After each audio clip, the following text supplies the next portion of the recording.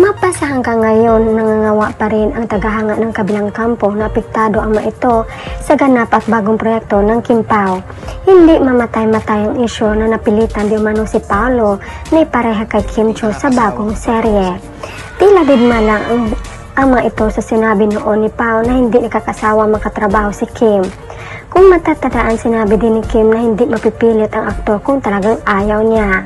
Kaya risbak ng Kim Pao fans sa pahayag nila, pag ayaw niya.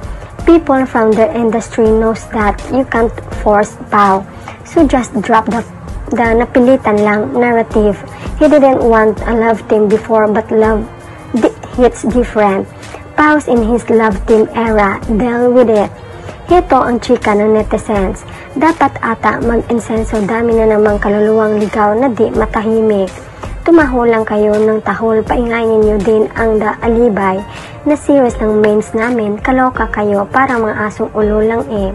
Very true. Diyos ko naman sila tahol ng tahol, doon sila magreklamo sa ABS-CBN. Bakit Kim Pao always? Kaya sabi ni Pao, I don't want to be stuck with a love team, kaya tinanggihan ang dirty linen ni Janine, but with Kim Chiu, hindi siya napapagod maka-love team si Kim. At hindi magsasawa kay Kim kasi kay Kim pala bagsak ko. It means mahal niya si Kim, not with Janine. Deny to the max si Paolo kay Janine kasi ayaw ni Pao ng maarte at malandi. You can't force something that's not meant to be. 100% kay Kim Pao, it comes naturally. Kasi they love each other.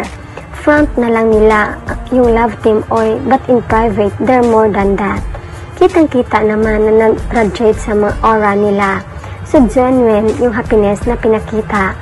May napipilitan bang nakahanggang 4 na tambalan, mga bugok. Ayaw niya noon ng love team kasi he never worked more than 2 story to all his leading lady.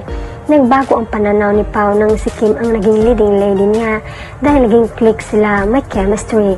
Sila, naging masaya siya, nagbago ang pananaw niya sa buhay. Wala man kapigil sa relasyon ng Kim Pao kung talagang nagmamahalan sila. Sana inyo yan Kim and Pao, basta tamang edad na kayo, yung mga taong pinipilit pa rin ang sarili, huwag pansinin. Yan dahil assuming lang yung mga kampo. Kay Janine, wala nang nagawa sila dahil sila na talaga at mahal nila ang isa't isa. Walang imposible sa Kim Pao. Kamahal-mahal kasi si Kemi, kaya go na si Pao. Iba yung matagal na pangarap at ito natupad na. Ba't mong bibitawan? Kapituko ng bawat isa, bagay naman sila, walang imposible. Sila na nga sa dulo.